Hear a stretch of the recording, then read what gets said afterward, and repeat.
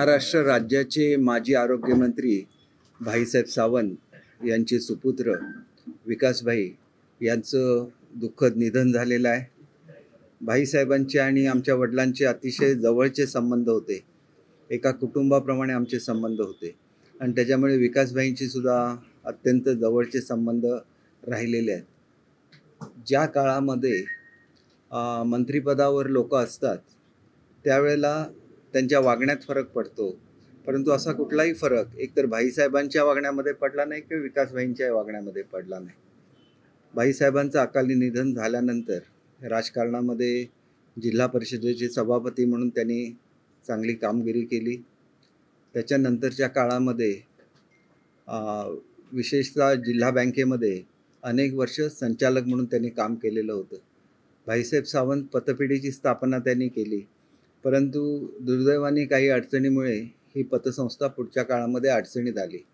परंतु भाईसाहेबांचा जो वारसा शिक्षणाचा होता तो मात्र त्यांनी RPD शाळेच्या रूपाने अतिशय समर्थपणे चालवला आणि एका विशिष्ट उंचीवर आज जी काय आपल्याला RPD शाळा दिसते याचं खऱ्या अर्थाने श्रेय हे विकासभाईंना आहे।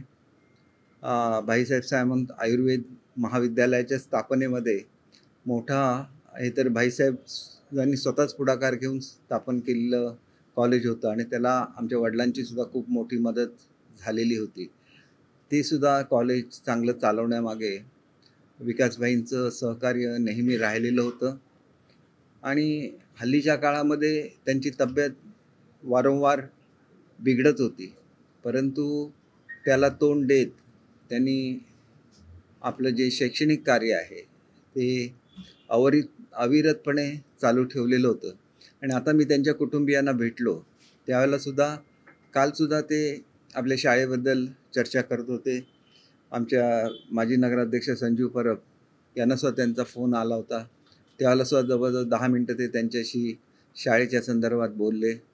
एक शाळा हा त्यांचा ध्यास होता आणि त्यांचं जीवनच त्यांनी त्याला समर्पित केलेलं होतं आणि अशा एका समर्पित जीवनाचा आज दुःखद अंत होतोय। त्यांना मी भावपूर्ण श्रद्धांजली माझ्या मतदारसंघातील सर्व नागरिकांच्या वतीने अर्पण करतो आणि त्यांच्या दुःखामध्ये, कुटुंबियांच्या दुःखामध्ये मी सहभागी आहे।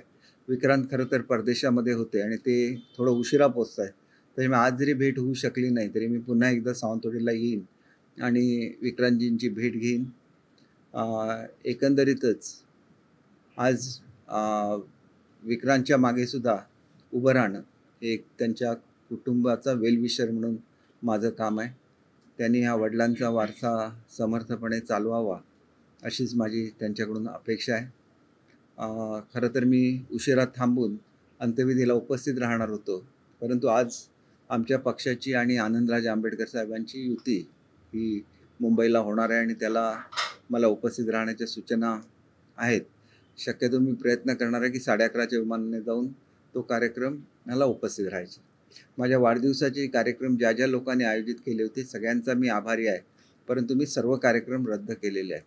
कुठल्याही तऱ्हेचं सेलिब्रेशन हे होणार नाही, कारण ते आमच्या कुटुंबातल्या एका सदस्याप्रमाणे होते आणि त्याच्यामुळे कुठलेही वाढदिवसाचे कार्यक्रम होणार नाहीत। लोकांच्या ज्या सदिच्छा आहेत त्यांच्याबद्दल मी त्यांचे आभारी आहे। चौथ्यांदा त्यांनी मला निवडून दिलेलं आहे आणि ह्या प्रेमाचं मी कधी उतराई होऊ शकत नाही।